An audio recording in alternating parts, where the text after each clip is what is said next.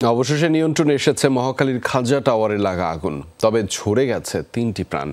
জীবিত উদ্ধার করা হয়েছে ৯ জনকে। ফায়ার সার্ভিস জানিয়েছে বৃহস্পতিবার বিকেলে লাগা আগুন সন্ধ্যায় নিয়ন্ত্রণে আসে, তবে তা পুরোপুরি নেভাতে সময় লেগে যায় সারা রাত। অগ্নিকাণ্ডে ক্ষতিগ্রস্ত হয়েছে data centre. International internet gateway shutdown থাকায় দেশব্যাপী ইন্টারনেট এখনও রয়েছে ধীর গতি। বহুতল ভবনের উপরের অংশে এভাবেই ধরে যায় আগুন। মহাখালীর খাজা টাওয়ার হয়ে ওঠে নরককুণ্ড।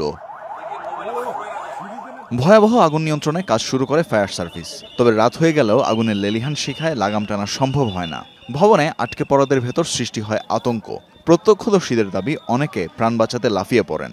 একটা মহিলা ভীতি আতঙ্ক হয়ে ওইখান থেকে নাম থেকে তার ওই যে আপনার ইন্টারনেটের তার আছে না, ইন্টারনেটের তার ধরে নাম থেকে উনি জায়গায় পড়ে স্পট ডেড হয়েছে, আরেকজন আহত হয়েছে। এদিকে রশি দিচ্ছে, ভাই ভাই নামতেছে, আর কয়েকজন ফাল দিয়ে পড়ে যেতেছে। আমরা তো সাইলেন্ট বাড়াই দিয়েছি, বাজায় যাওয়ার পরে লোক জুয়া সিঁড়িতে নামে গেছে। 2 জন মহিলা, একজন নাকি বাচ্চা আর একজন পরে নাকি মারা গেছে। ভিতর ধোয়া বেরোচ্ছে, গ্লাস ভাঙছে, ধোয়া বেরোচ্ছে, বোঝা যাচ্ছে যে ভিতরে লোক আছে, বেরোচ্ছে না, বেরোতে পারতেছে না। আমাদের একজন কলিগ মারা গেছেন, উনি অ্যাকচুয়ালি প্যানিক হয়ে পিছন দিকে নামতে গিয়ে স্লিপ কেটে পড়ে গিয়েছেন। খাজা টাওয়ারের আগুনে ক্ষতিগ্রস্ত হয়েছে একটি ডাটা সেন্টার। শাটডাউন হয়েছে ইন্টারন্যাশনাল ইন্টারনেট গেটওয়ে। ফলে দেশের 70% ওয়াইফাই সেবা দিতে পারছে না। বিচ্ছিন্ন হয়ে আছে অনেক কোম্পানির ইন্টারনেট সেবা। বাংলাদেশের গুগলের সার্ভার এখানে সবচেয়ে বড় সার্ভার, এখানে ফেসবুকের সবচেয়ে বড় সার্ভার এখানে। এখান থেকে এই টিয়ার 3 ডাটা সেন্টার থেকে সব সার্ভিসগুলো হয়।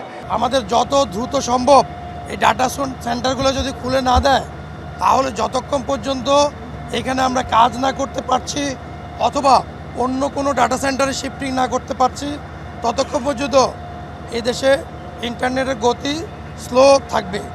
ঘটনাস্থল পরিদর্শনে আসেন ঢাকা উত্তর সিটির মেয়র আতিকুল ইসলাম। বলেন, তদন্তে ভবনটির অগ্নি নির্বাপন ব্যবস্থায় ত্রুটি থাকলে ব্যবস্থা নেওয়া হবে। তদন্ত হবে এবং এর পরে দেখতে হবে যে এই বিল্ডিংয়ের কী লুফল ছিল। আমি কিন্তু বারবার বলে আসছি যে আমাদের প্রত্যেকটা বিল্ডিংগুলোকে আমাদের সেফটি মেজার দেখার জন্য যা যা করার দরকার সে সক্ষমতা কিন্তু আমাদের সিটি কর্পোরেশনের নেই, সত্যি কথা বলতে।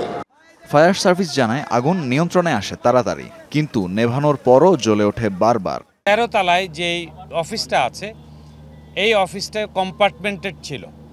কম্পার্টমেন্টেড থাকা অবস্থায় প্রত্যেকটি কম্পার্টমেন্টের মধ্যে আবার ইন্টেরিয়র ডিজাইন করা এবং ছোট ছোট, যার জন্য আমরা আগুন নিভাচ্ছি, আগুন আবার দাও দাও করে জ্বলে উঠছে। প্রাথমিকভাবে ফায়ার সার্ভিস ধারণা করছে বৈদ্যুতিক শর্ট সার্কিট থেকে আগুনের সূত্রপাত। তানভীর মৌসুম, যমুনা নিউজ, ঢাকা।